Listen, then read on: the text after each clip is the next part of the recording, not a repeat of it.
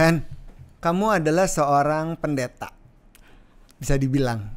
Bisa dibilang. Ya kan, bisa Ya. dibilang. Kamu juga adalah seorang health practitioner, lebih kepada bagaimana membantu orang-orang untuk bisa mereduce atau berdamai dengan stres. Kamu juga memiliki sertifikasi dari Jon Kabat-Zinn, seorang yang salah satu orang yang saya kagumi karena saya membaca bukunya tentang Katastrophik. Kemudian juga saya mengikuti online sesinya Jon Kabat-Zinn, dan tiba-tiba saya ketemu kamu waktu itu dalam sebuah perhelatan penting yang berhubungan dengan culture dan historical di Gunung Padang. Dan kamu bercerita bahwa kamu juga memiliki sertifikasi mindfulness based stress reduction. Apa itu? Tolong sampaikan. Oke. Terima kasih Mas Erwin. Nah, kalau lebih tepatnya sih bukan dari Jon Kabat-Zinn langsung ya. Oh gitu. Oke. Jadi Dr. Jon Kabat-Zinn sendiri itu kan sudah membuat MBSR itu sejak tahun 1979. Dan dari situ program dia itu sudah diadaptasi dan kemudian dijadikan training di UC San Diego, di University of Massachusetts, dan bahkan terakhir itu kalau nggak salah juga sampai di Harvard. Nah, kemudian sudah banyak nih murid dan cucu muridnya. Saya itu belajar dari murid dan cucu murid dari Dr. Jon Kabat-Zinn. Nah, kebetulan beberapa kawan dari Indonesia yang sama-sama tercertified sebagai guru-guru mindfulness based cognitive therapy, mindfulness based stress reduction, which is the same variant ya dari programnya Dr. Jon Kabat-Zinn. Itu beberapa mengontak Dr. Jon Kabat-Zinn untuk sama-sama kita mau bilang bahwa kita mau menerjemahkan bukunya beliau. Wow, ini udah terjemahan bahasa Indonesianya? Sudah, dan Dr. Jon Kabat-Zinn sudah memberikan kata pengantar khusus. Oh ya? Edisi bahasa Indonesia. Wow, ini baru. Sekitar 2 tahun lalu sudah terbit. Oh, berarti saya baca jauh sebelum ini diterjemahkan. Kita telat ketemunya. Oke, Hen. Iya. Kalau bicara tentang memaknai hidup dan berdamai dengan stres, akhirnya apa yang didapatkan dan yang kamu dapatkan? Oke. Di awal premis dari Dr. Jon Kabat-Zinn itu sangat menarik, ya. Dia berkata bahwa meskipun kita berpikir hidup kita itu keliru, bobrok, rusak ya, meskipun kita yakin banget hidup kita itu kacau, Jon Kabat-Zinn bilang tetap saja lebih banyak yang benar daripada apa yang kacau. Gitu ya. Very positive. Very positif, dan dia juga menormalisasi apa yang dinamakan kita sebagai stres, gitu ya. Atau bahkan juga termasuk penderitaan. Beliau juga membuat satu buku yang judulnya ini bukan buku self help yang biasanya ya. Iya. Biasanya bagaimana cara kita melepas stres, gitu ya. Tapi justru mengingatkan kita bahwa hidup itu penuh dengan malapetaka. Iya. Dan it's okay. Ya. So, premis dari Dr. Jon Kabat-Zinn berkata bahwa stres itu oke, kita sebagai manusia mengalami stres itu wajar. Ya. Hanya saja pada saat kita mengalami stres, seringkali kita tidak dibekali oleh skill atau keterampilan untuk mengelola stresnya. Sehingga stresnya menjadi berlebihan, menjadi distress. Ketika menjadi fase distress, maka kita mengalami kondisi stres yang mungkin seharian gitu, yang kita mungkin tidak sadari. Salah satunya gejalanya mungkin kelelahan, mungkin juga burnout, gampang cemas, mudah overthinking, gampang panikan, atau bahasanya itu gampang reaktif. Kalau ada orang ngomong apa yang nggak enak dikit, langsung kita samber, hajar gitu ya. Atau mungkin yang kedua, bukan samber hajar, Mas Erwin, dipendem. Jadi yang terjadi adalah konflik internal, bukan eksternal. Dan mungkin itu yang menyebabkan kita mungkin overthinking ya. Dari pagi sampai malam. Akhirnya konsekuensinya malam biasa itu kalau manusia modern susah tidur, Mas Erwin. Iya. Nah, susah tidur itu bukan salah tidurnya, tapi bagaimana kita mengalami yang dinamakan stres dari pagi sampai sebelum tidur tadi. Itu yang berdampak besar pada tidur. Nah, kalau kita punya keterampilan dalam mengelola stres, maka stres ini nggak harus jadi sesuatu yang buruk. Justru kita bisa membuat stres untuk stay dalam fase optimalnya. Kalau kita dengar ada kata-kata eustress. Eustress itu stres yang merasa stres yang mana kita masih bisa menghandle. Dan juga eustress. Saya baru dengar nih. eustress. Ya.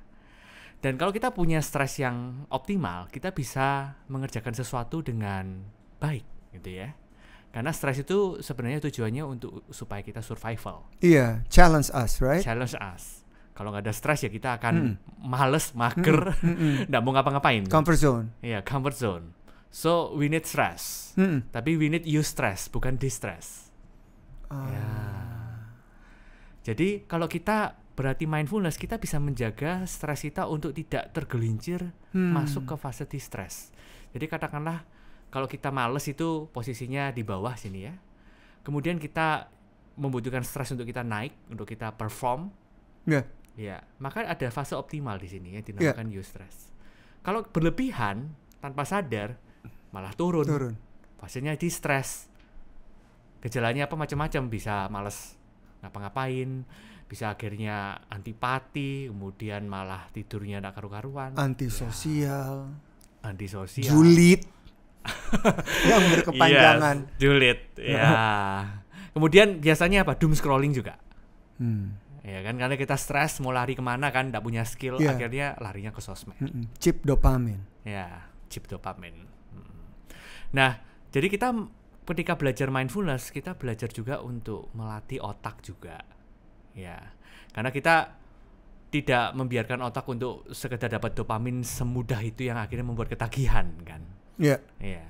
Akhirnya kita belajar juga untuk mengenali bahwa latihan yang lain, misalnya mindfulness, itu juga bisa membantu hormon-hormon dari badan kita untuk membantu kita mengurangi stres. Jadi kalau kita bicara tentang sistem saraf gitu ya, ada yang dibilang tentang teori vagus, di mana di sana ada beberapa sistem saraf yang bekerja di badan kita, di mana salah satunya adalah fight, yaitu bertempur. Kalau kita bekerja sehari-hari kita bertempur mencapai goal gitu ya, atau mungkin kabur, flight gitu. Kadang ini dibutuhkan. Seperti yang ada di amigdala, fight and flight. Tapi sebenarnya itu mitos, Mas Erwin. Jangan cuma bilang kalau stres itu fight and flight itu adanya di amigdala doang. Enggak. Sebenarnya seluruh otak kita bekerja pada saat fase distress. Ketika fase ada tempur kabur, ada beragam macam bagian dari otak kita yang bekerja. Ada satu lagi kan freeze ya. Berarti kalau orang yang freeze itu udah sampai di titik yang distress dong ya, sampai dia freeze ya sebenarnya. Bisa jadi seperti itu. Tapi kalau misalnya freeze-nya tidak berkepanjangan itu masih oke. Gitu ya. Misalnya ada mobil yang mau mengarah ke kita dalam kecepatan tinggi. Biasanya kita kan kabur, atau orang yang udah sempat kabur kan dia freeze. Atau mau ngapain kan. Nah, itu kan kejadiannya cuma sebentar banget gitu. Ya, kita nggak bisa bilang kalau itu berada dalam fase distress karena itu belum berkepanjangan. Iya. Han, akhirnya bagaimana seseorang dapat tahu dalam dirinya ini stresnya udah berkepanjangan, ini freeze-nya udah berkepanjangan. Tentu secara biologis ada banyak symptoms kan ya. Tadi ya Hendrik udah ngomong susah tidur, itu kan salah satu indikator yang sangat jelas ya. Tapi apa yang membuat seseorang kemudian sudah mendeteksi dan bisa nih pivot supaya jadinya eustress and optimal? Ya kan ya? Pertanyaan saya betul ya Nia? Ya, betul. Takutnya misleading lagi. Betul banget ya. Jadi sebenarnya otak kita itu punya kemampuan yang sangat luar biasa, gitu ya. Ketika misalnya kita berhenti bekerja, kemudian kita santai nggak ngapa-ngapain, biasanya otak kita akan pergi yang ke yang namanya default mode network. Jadi pikiran kita akan ngelantur, berhayal, berimajinasi. Well, it's not that bad gitu ya. Karena kita membutuhkan khayalan, kita membutuhkan imajinasi untuk membuat cerita yang menarik banget gitu ya. Dan membuat kita menggapai impian juga. We need that. Yes, gitu ya. Yes. Nah, masalahnya adalah kembali gitu. Kalau kita kebanyakan daydreaming, ini no yang menjadi action. Persoalan, no action. And ternyata, Mas Erwin, sebagian besar dari apa yang kita daydreaming, 2/3 itu bukan sesuatu yang positif. Lebih banyak yang biasa aja atau yang makan negatif. 2/3. 2/3.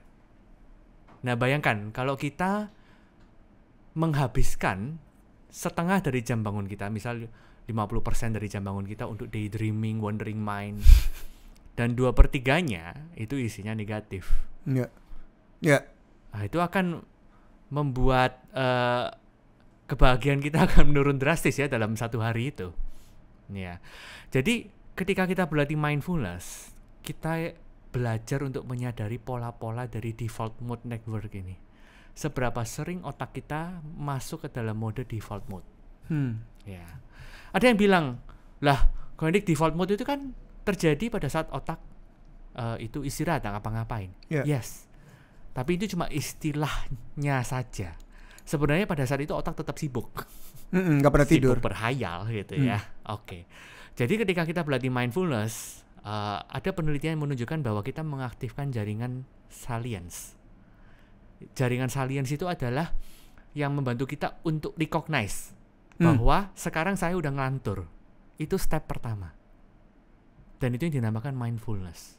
Jadi kita harus tahu dulu bahwa kita tuh udah di luar dari kebiasaan kita yang membuat kita menjadi orang yang produktif gitu kali. Iya.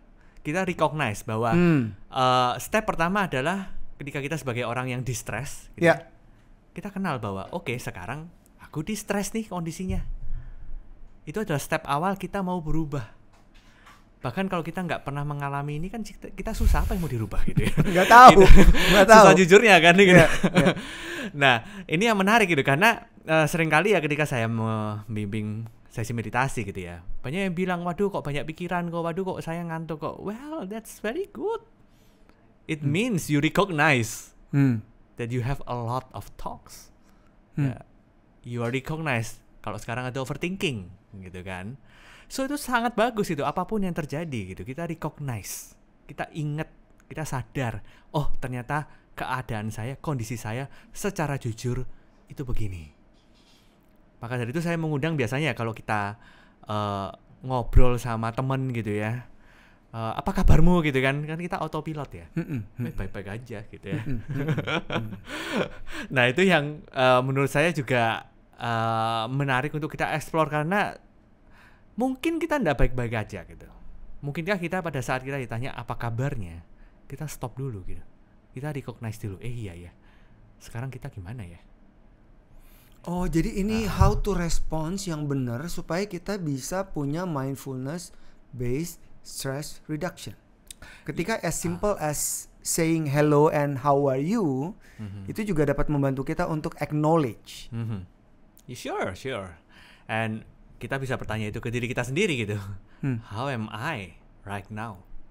Not today, because today is mulai dari pagi sampai malam kan. Right now, moment ya. Yeah.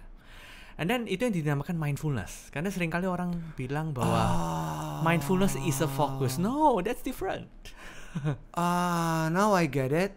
Yeah. Dari hal yang kecil sesederhana itu ya Han. Yes. So I mean being honest, being truthful to yourself then.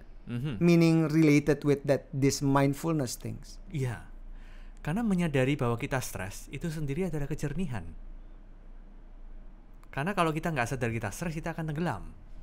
Dan itu yang dinamakan blur-blur, nggak jelas. Ya. Nah setelah kita sadar bahwa oke, ternyata saya kebanyakan daydreaming, kebanyakan wandering mind, kebanyakan ngelantur. Dan di sini ada pilihan. Jaringan ini membuat kita akhirnya memberikan kesempatan untuk kita memilih untuk mengaktifkan sistem yang lain, yaitu executive network.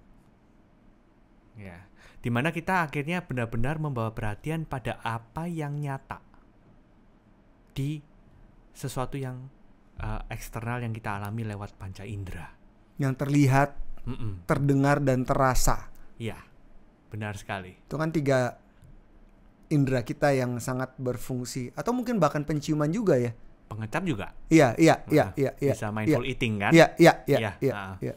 So mindfulness berkata bahwa inilah yang real, yang kita rasakan lewat panca indera. Dan ini adalah sebuah jaringan otak, sistem jaringan otak yang berbeda ya dengan yang tadi default mode tadi.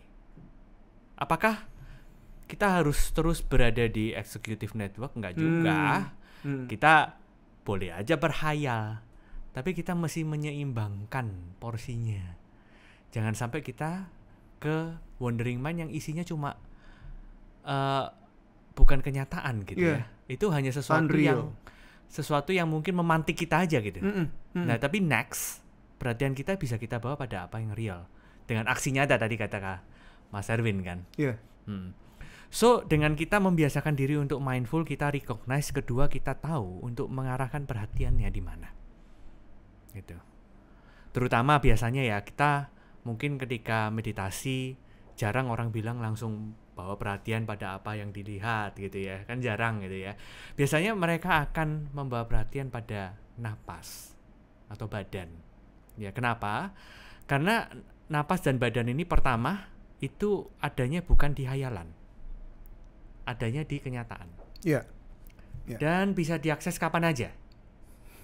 Bahkan meskipun kita misalnya ya amit-amit ya, kita misalnya nggak bisa ngelihat, nggak bisa denger, nggak bisa mengecap, tetap aja kita bisa ngerasain napas. Ya.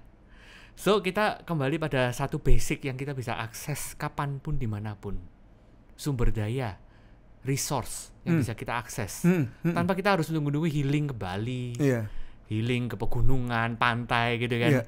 Wah kalau saya stresnya akut banget saat ini, saya nunggu harus keburu modar.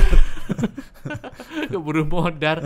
Nah ini kan apa ya, ada solusi yang lebih murah gitu ya, yang bisa kita akses kapanpun, yaitu tubuh dan napas. Nah menariknya adalah dalam sistem syaraf di badan kita, terutama di area ventral vagal ya, yaitu sistem syaraf yang memungkinkan kita untuk beristirahat, relax, bahagia, tenang, damai.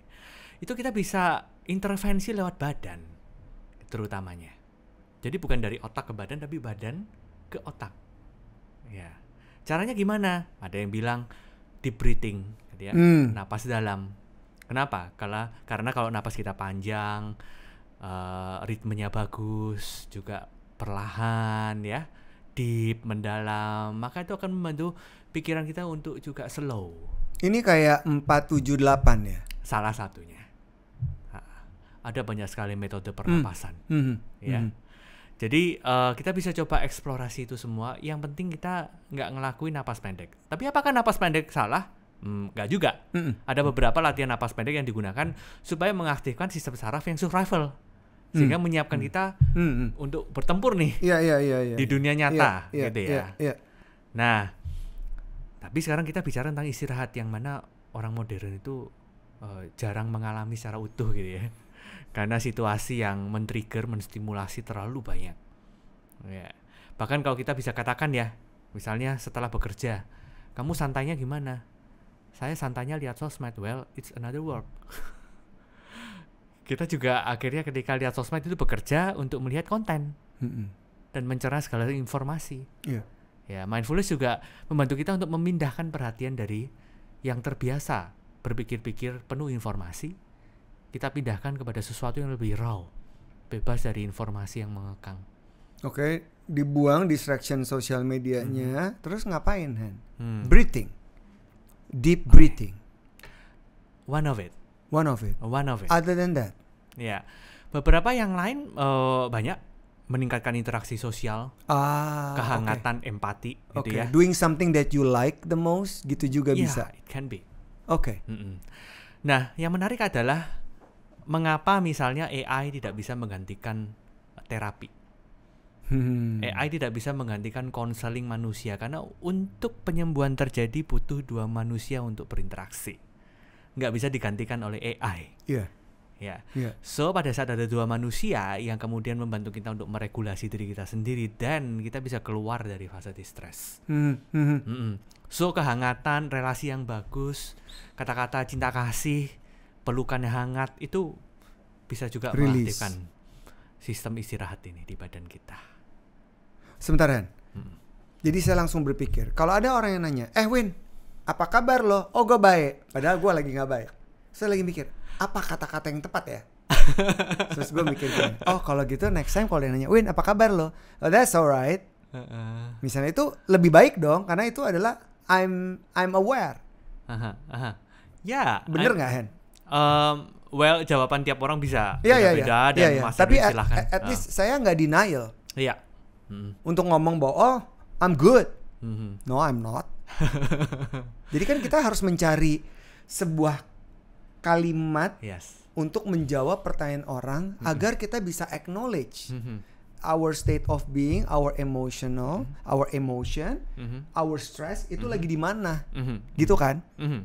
Is it Yes. correct? Atau mungkin sebenarnya ya, malah saya lebih tertarik untuk tidak menjawab Hmm. baik atau tidak baik gitu ya. Oke. Alih-alih begitu mungkin kita bisa membiasakan diri untuk tidak menghakimi dulu. Karena pengertian mindfulness dari Dr. John Kabat-Zinn itu kan membawa perhatian di sini saat ini dengan tidak menghakimi. Oh, non-judgmental. Non-judgment. Instead of kita ngomong baik dan nggak baik, mungkin kita bisa bilang bahwa well, I feel some pressure today. Karena belum tentu apa yang kita acknowledge itu faktual kan? Ya, Bisa aja jadi cognitive bias. bisa Is it? juga. Right? Yes. Oke, Ah. ngerti. Oke. Ya. So being honest is important Being honest. to acknowledge our feeling. Ya, because baik nggak baik itu kan judgment. Ya. Kadang kita merasa pressure then we think this is a necessary pressure. Kita akan bilang bahwa well, I'm good. Itu penilaian ya. Iya. Tapi Iya. kalau kita udah bicara tentang mindfulness, kan kita diajak untuk menyadari ya pemikiran kita, perasaan apa yang muncul, sensasi badan apa yang muncul. Dan pada saat kita ditanya apa kabarnya, well, kita nggak harus bicara langsung ke penilaian. Kita bicara aja tentang apa yang sedang kita alami saat ini. Well, apa kabarnya? Oke, sekarang aku lagi kepikiran kerjaan. Misalnya begitu. Ya. Dan itu bisa membuka juga conversation kan, daripada kita cuma bilang baik nggak baik. It's open-ended response, yes. Yes. Oke. Begitu kira-kira. So kita bereksplorasi dengan berbagai macam sistem ya yang bisa dilakukan oleh otak itu sendiri. Ya. Jadi intinya kita tidak bekerja di satu jenis saja, tapi kita lihat bahwa otak kita ini sangat luar biasa gitu ya. Kalau misalnya kita terlalu banyak istirahat dan kita perlu sekadar lebih diaktifkan lagi dan kita melakukan sesuatu yang men-trigger stresnya. Nah, tapi ini manusia modern udah ahli, Mas Erwin. Untuk men-trigger stres kan manusia modern udah pakai lama dah. Tinggal aja buka sosmed, lihat temen udah begini, udah begitu, kita udah stres sendiri kan. Iya. Very easy. Betul. Ya, kita udah ahli kalau ini mah untuk ke-trigger gitu ya. Nah, yang istirahat itu orang makin lupa. Makin lupa rasanya gimana, makin lupa caranya gimana untuk istirahat. Ya, sehingga kemudian pada saat kita berlatih MBSR misalnya mindfulness, kita lebih banyak diajarin pertama misalnya body scan gitu ya. Kemudian kita menyadari napas dan sebagainya. Kenapa? Karena kita pengen memindahkan perhatian. Kita nggak ngomong distract. Justru ketika kita wandering mind itu yang distract. Kita distracted gitu. Justru pada saat From the original one, ya. Yes, from the original one, from the reality. Yeah. Justru itulah yang distracted. Ketika kita mengelatih mindfulness, is not distraction. It's coming back to reality. Yeah, it's the real condition. It's a real condition, kondisi yang nyata gitu ya. Yeah. Nah, pada saat kita melakukan hal itu, kita terbiasa untuk kenal gitu, kebiasaan untuk distracted. Nah, itu sangat penting gitu. Ini juga kejujuran juga. Ya. Karena dari kita mengenali pola-pola ini, kita bisa shifting, kita bilangnya. Ya, shifting ke realita. Nah, realita sendiri ini, kembali ke kata-kata Dr. John Kabat-Zinn, ini bukan sesuatu yang keliru. Realita itu apa adanya aja. Bahkan lebih banyak yang baik. Contoh nih gitu ya. Misalnya gini, orang bilang gitu ya, wah saya orangnya gagal, gitu ya, wah saya ini kacau, rusak, dan sebagainya. Oke, bagi saya, kalau saya seorang Hendrik, saya bilang, oke, saya rela untuk gagal demikian. Kenapa? Karena every moment I'm succeed. Kenapa? Saya berhasil melihat, saya berhasil bernapas, saya berhasil mendengar, dan lebih banyak yang bagus kan.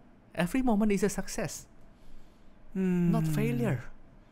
Jadi nggak cuma melihat kita ada di state seperti itu, tapi juga melihat bahwa ada banyak faktor pendukung lainnya, entah itu dari tubuh atau dari environment kita, yang membuat kita atau membantu kita untuk selalu berada di sebuah kesuksesan yang sederhana.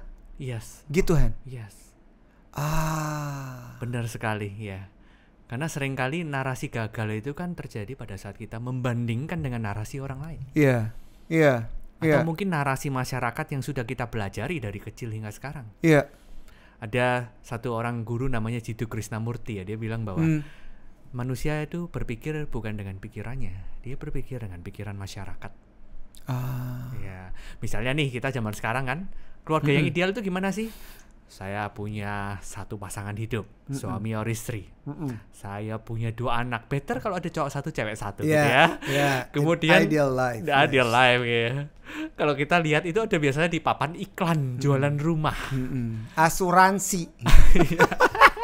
Cicilan gitu berapa ya. Terus ada doggy-nya atau cat-nya gitu ya. Sembari mereka ketawa gitu ya. Terus Palsu. ada mobilnya. Hidup yang palsu. Enggak, Deng. Well, that's American dream. Ya, itu mimpi yang dinarasikan, diinjek hingga ke masyarakat Asia. Iya.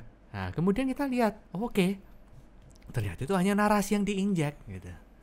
Kita nggak harus menuruti itu gitu. Karena kalau kita gagal itu kan narasinya udah compare-comparean gitu ya. So kita kembali pada apa yang nyata gitu. Saat ini, wah, saya bisa ngerasain ruangannya Mas Darwin ini AC-nya sejuk. Well, that's the Beneran best. sejuk. Sejuk. Nggak kedinginan. Enggak. Gua agak Saya udah kedinginan. siap Oh nih. iya.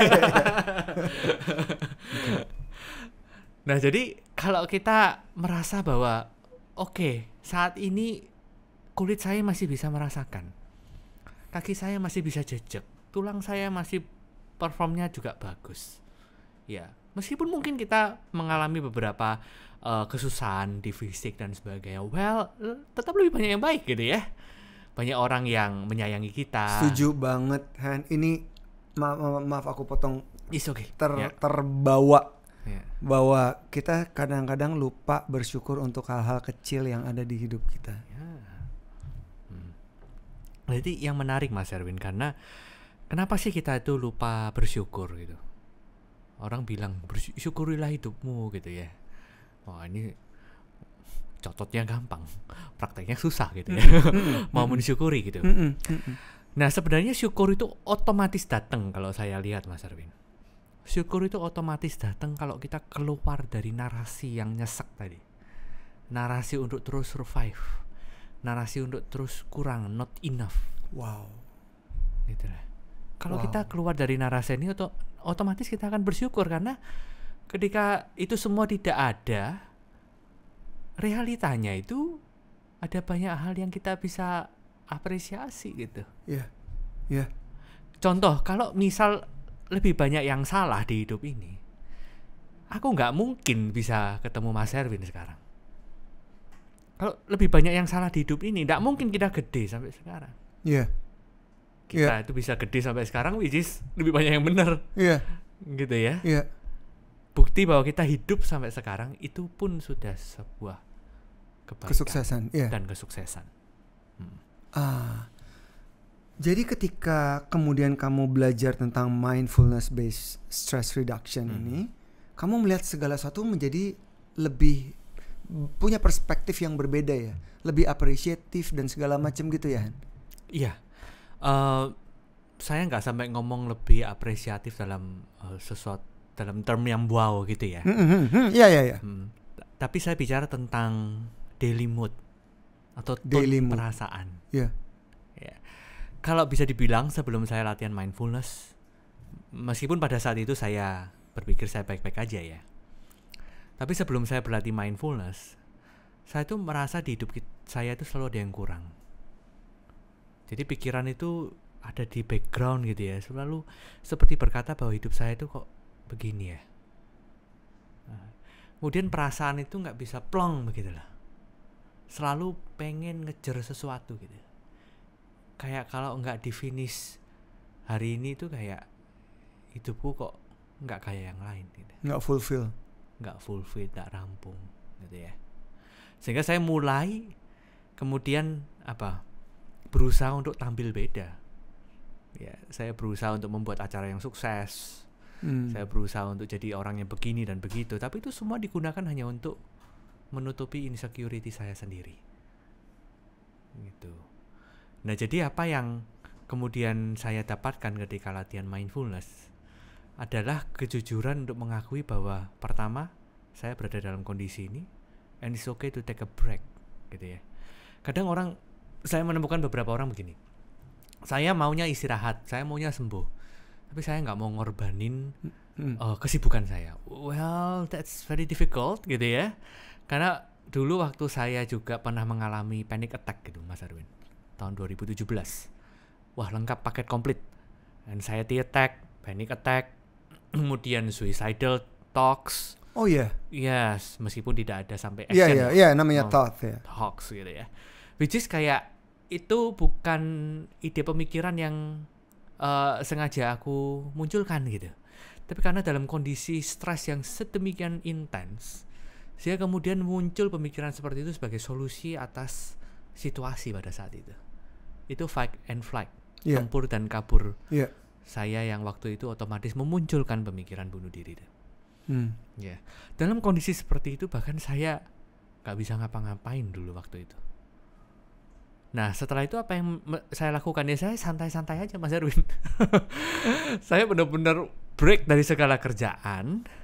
Saya benar-benar ya kadang seharian gak ngapa-ngapain Mas Erwin. Cuma pergi kemana, lihat ijo-ijo, grounding, ya kayak orang nggak tahu mau ngapain deh gitu. Waktu itu mindfulness juga belum terkenal. Saya hanya do everything I know about meditation gitu.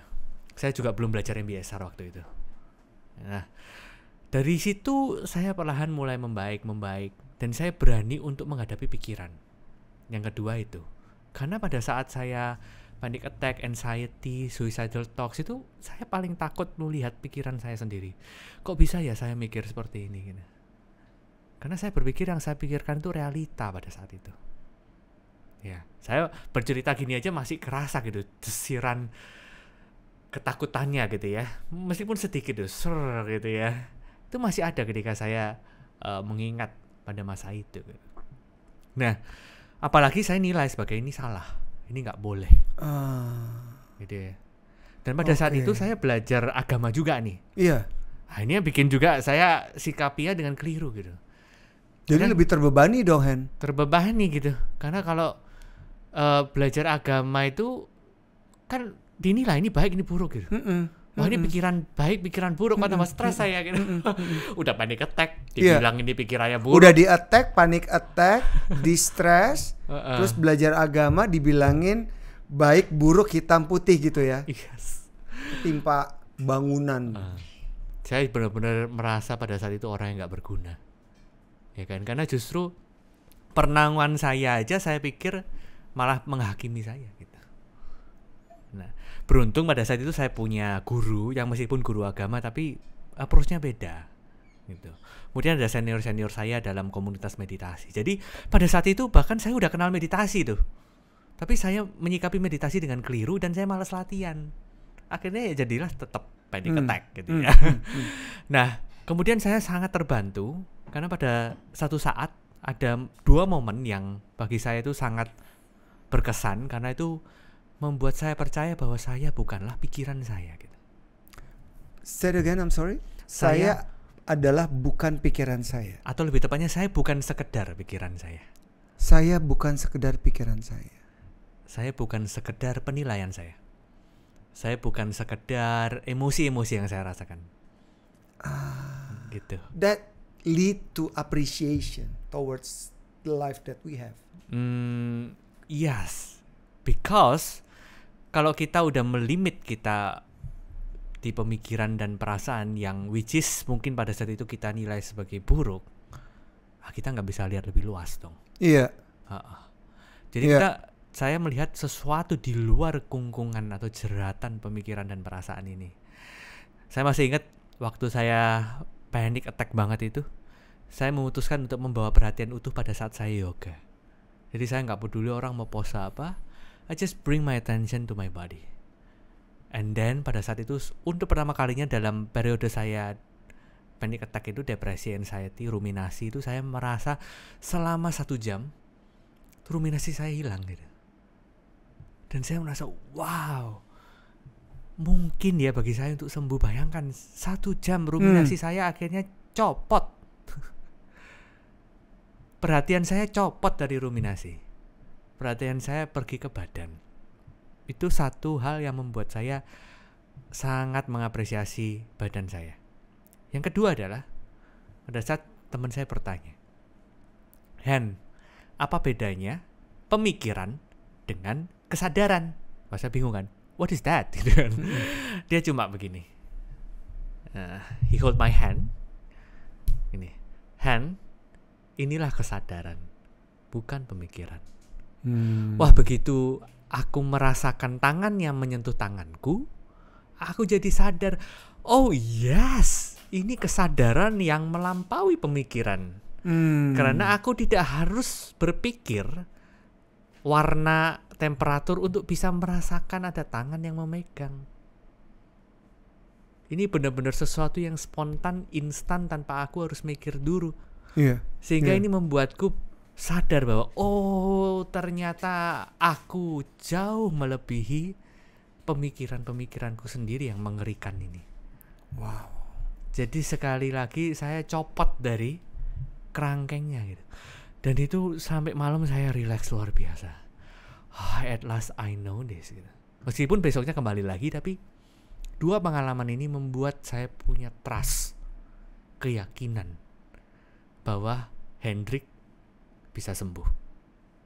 Dan dalam waktu setahun saya sembuh setelah rutin berlatih mindfulness, bahkan jauh lebih bahagia. Gitu. Wow. Thank you Han for sharing this. Karena yang ada di kepala saya tentang mindfulness adalah ya udah sadar apa yang kita lakukan, we are in control. Kita dapat mengatur semua, entah pikiran, emosi, tubuh, kita gerakan, ketemu orang ada di mana, sini, kini, dan seterusnya gitu. Tapi saya baru dapat gambaran sangat komprehensif dari penjelasan kamu barusan tentang the real meaning of mindfulness. Thank you Han for sharing this. Thank you. This is so beautiful. Mungkin aku mau mengomentari sedikit tadi soal mengendalikan, mengontrol gitu ya. Saya lebih suka pakai bahasa kalau kita berlatih mindfulness, kita lebih in charge. In charge. In charge about what we will respond. Karena kebanyakan kita itu kan ketika latihan mindfulness, kita tuh tidak bisa in charge sama reaksi kita ketika ada sesuatu atau stresor. Jadi misalnya ada pikiran negatif, paling gampang ya. Biasa kalau kita reaktif apa? Waduh, pergi pikiran negatif gitu ya, kita reaktif. Padahal sebenarnya ada pilihan lain gitu. Oke, ada pikiran negatif, sekedar izinkan dia berlalu dan switch perhatiannya di momen saat ini. Kita nggak perlu meladeni isi pemikiran. Dan ini maka dari itu mindfulness itu punya approach yang sangat berbeda dengan pendekatan psikologi lainnya, di mana biasanya kita menghandle pikiran dengan pikiran. Kalau kita berlatih atau belajar untuk terapi kognitif, kita memframing ulang pikiran, which is ini bekerja untuk dalam beberapa kasus. Saya juga masih menggunakan reframing. Reframing. Tapi dalam kondisi pemikiran yang intens gitu ya, menurut saya ada beberapa kondisi yang mana hal tersebut saya malah jadi kewalahan kalau harus reframing gitu ya. Karena saya bekerja dalam level yang sama gitu. Pemikiran dihandle dengan pemikiran. Nah, saya berpendapat bahwa di luar itu kita bisa mengerjakan sesuatu yang different level gitu. Untuk kita bisa keluar dari yang dinamakan pemikiran negatif. Kita switch aja perhatiannya, kita nggak perlu ladeni. Dan kebiasaan untuk tidak meladeni pemikiran ini yang akhirnya sangat membantu kita. Gitu ya. Ada satu teman saya gitu ya. Ini sorry nanti pakai bahasa Jawa gitu ya. Nggak apa-apa dong. Jadi bahkan teman saya itu membantu banyak pasien gitu ya, meskipun dia tidak men-treat orang-orang ini sebagai pasien, hanya sebagai group sharing gitu ya. Dia kalau berbagi sama saya dan beberapa orang yang udah paham, dia bilang sebenarnya intisari dari kalau kita belajar mindfulness, kita mau berhenti untuk cemas, berhenti panik dan sebagainya, adalah menengok. menengo. Apa itu? Menengo itu diem. Oh, menengo. Diem dan berhenti. Udah itu aja. Menengen mandek. Gitu. Bahasa Jawanya mandek itu berhenti. Meneng itu diem. Kenapa gitu? Ada satu kutipan dari Dr. John Kabat-Zinn. Berhenti atau diam adalah cinta yang paling radikal bagi diri Berhenti kita sendiri. atau diam adalah cinta yang paling radikal untuk diri kita sendiri. Adalah self love yang paling radikal pada diri kita sendiri. Define radikal. Radikal karena kita nggak perlu menambah narasi bahwa saya baik, saya begini, saya begitu, gitu kan ya. Jadi terima apa adanya momen itu, ya udah gitu, diam. Yes, this moment. Just enough with this moment. Just stop. Jangan mengomentari pemikiranmu lebih jauh lagi. Itu yang tadi, pikiran dengan pikiran. Yes. Karena kalau kita komentar, kita menggunakan pemikiran juga kan. So, the act of stopping. Just stop. Just release. Just drop. You carry your burden too much. Just stop. Wow. Itu yang benar-benar akan membantu kita sangat luar biasa. Termasuk ketika ada impuls, pengen merokok, pengen main game, pengen makan banyak, pengen apapun ini. Just stop following your impulse. And just let it be. Nggak perlu reaktif untuk terus-menerus ke beberapa hal tersebut gitu ya. Kita bisa memilih untuk tidak reaktif. Oke. Jadi dengan penjelasan Hendrik tentang mindfulness and the true meaning of mindfulness dari si MBSR ini membantu seseorang untuk menyadari seutuhnya bahwa banyak sekali potensi-potensi yang bisa ia lakukan agar mereka tidak sampai di titik distress. Yes. Jadi perjalanan yang akan dilewati oleh seseorang dari apapun yang ia lakukan, terutama perjalanan secara emosi ya, terutama ya. Kalau kita ngomongin stres kan berarti menyangkut emosi gitu kan. Itu akan membantu kita untuk bisa melihat, ya udah, lo berhenti aja dulu, udah deh. Nggak usah terlalu di pemikiran itu dilawan dengan pemikiran. Tapi lo berhenti aja dan stop, dan lo lihat, gila, lo masih bisa bergerak, lo masih bisa bernapas, lo masih bisa melihat sesuatu yang begitu indah di hidup lo saat ini gitu kan. Itu kan akan mengurangi reduce everything. Yes. Reduction gitu, stress reduction tuh akan bener-bener banyak banget, sehingga kita bisa cultivate kan. Kita bisa maximize. Dengan berbagai macam strategi ringan dulu yang perlu kita lakukan gitu kan, Hen? Benar sekali. That's amazing. Dan meskipun ya kita udah terlanjur ke distress, well, masih banyak sekali harapan gitu ya. Dalam artian mindfulness juga tentang bagaimana kita secara terampil kita menavigasi gitu pada saat distress, kita kembali lagi ke fase istirahat atau fase eustress. Itu adalah kemampuan mindfulness untuk mengembalikan kita. Kalau kita jujur mengakui bahwa sekarang distress, gitu kan. Maka dari itu mindfulness juga bukan sesuatu yang instan. Butuh waktu untuk membuat jalur-jalur neuroplastisitas di otak yang baru. Agree. Iya. Kita nggak bisa, oke Hen, mindfulness is a good thing, kita sesi yuk gitu ya 1 jam gitu ya buat teman-teman kita. Sekali aja. Wah ya. There is no instant, there is no quick fix, there is no such quick win. Ya. Jadi tapi kebetulan itu realita yang saya temukan di Indonesia gitu, Mas Erwin. Masih banyak orang yang dalam fase ketika mau kenalan dengan mindfulness itu masih banyak di fase knowledge. Maunya cuma sesi 1 jam saja, 2 jam saja gitu ya. Nah, ini yang menarik gitu, karena ini juga sebenarnya adalah cerminan masyarakat yang sibuk. Bahwa kita minta dalam 2 jam saja ada hasil, ada goal gitu ya. Saya jadi ingat klien-klien kalau minta training 2 hari untuk top level, middle management, maunya abis training 2 hari sulap, jago ngemeng, jago presentasi. Oke.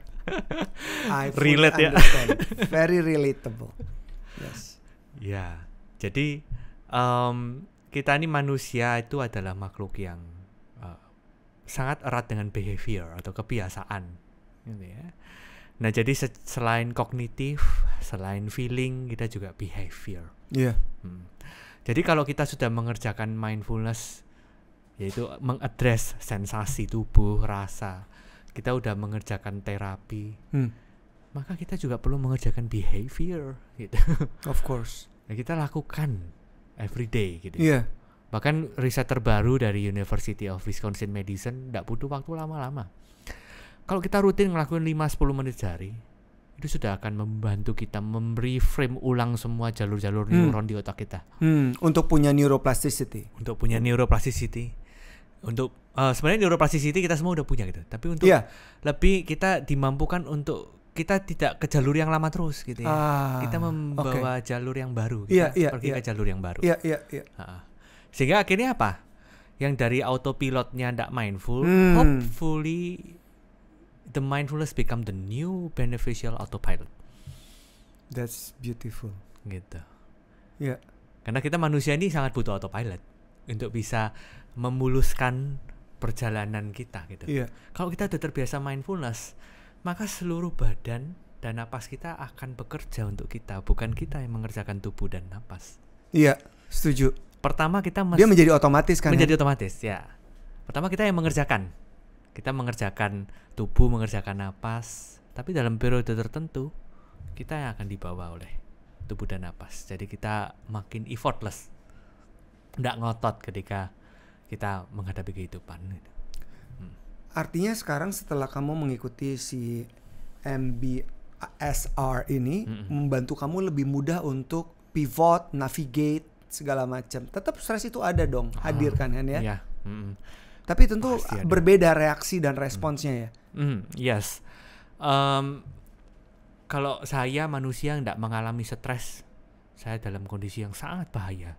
Saya nyebrang jalan nanti ditabrak dan misalnya nggak ada stres sama sekali. Kita nggak ketemu lagi dong Hen. Jangan dong, banyak PR nih. Iya banyak PR nih. Gitu. Kalau misalnya saya nggak ada stres, waduh ini goal saya 10 tahun lagi gitu saya mau ngapain gitu ya, nggak tahu lah, pokoknya saya cuma jadi tanaman aja gitu, nggak ada stres gitu ya. Bahkan even tanaman aja ada stres ya. Oke. Nah maka dari itu stres itu selaras dengan yang namanya pertumbuhan gitu. Kalau kita bertumbuh ya pasti akan ada stres, dan stres itu akan membuat kita bertumbuh. Jadi istilahnya bertumbuh akan stres, stres akan bertumbuh gitu ya. Dua-duanya itu jalan barengan. Nah saya kemarin sempat ditanya sama siswa di kelas MBCT gitu. Karena ada pertanyaan begini nih gitu ya. Mas Hen, terampil untuk menderita atau stres, atau terbebas dari stres dan penderitaan? Terus saya berkata gini, kalau kamu terampil menderita dan terampil stres, maka penderitaan dan stres itu tidak lagi terasa menderita. Iya. Ya. Kalau kita terampil, kan akhirnya kita autopilotnya apa kalau terampil? Terampil berarti kita menerima, memaafkan, nggak ngotot. Well, lama-lama juga penderitaan itu nggak kerasa lagi sebagai penderitaan. Kita tetap akan dinilai lihat orang lain melihat kita menderita. Tapi kita melihat diri kita sendiri, ya enggak juga sih gitu ya. Tapi tetap kita mengalami yang serupa gitu. Misal kita masih mengalami rasa sakit, kita mengalami sedih, marah dan sebagainya. Tapi lebih taktis. Kita nggak merasa itu sebagai penderitaan yang kemudian membuat kita menjadi disabled gitu ya. Sehingga akhirnya itulah yang dinamakan terbebas dari penderitaan. Terakhir Han, kan pada akhirnya semua teori harus direalisasikan dalam bentuk tindakan. Terus kalau kita ngomongin tentang melatih mindfulness, berarti harus ada action atau tindakan atau ritual yang dilakukan setiap orang. Tadi Henry bilang 5-10 menit itu udah cukup. Nah, apa yang perlu kita investasikan untuk melatih dan mengasah mindfulness kita supaya kita bisa menerima, mengakui, tahu, dan ya udah melihat hal-hal yang lebih positif yang memang ada dalam kesuksesan yang sudah kita lakukan dalam bentuk apapun. Tapi ritual seperti apa yang disarankan oleh Henry untuk melatih this mindfulness in Okay. order to reduce the stress. Hmm. Within that 5 to 10 minutes. Karena menurutmu tadi 5-10 menit udah hebat banget. Yes. Pertama, pasang pengingat untuk mandek atau stop, berhenti. Oh. Ya kan? Itu kan awal mula banget. Know when to stop.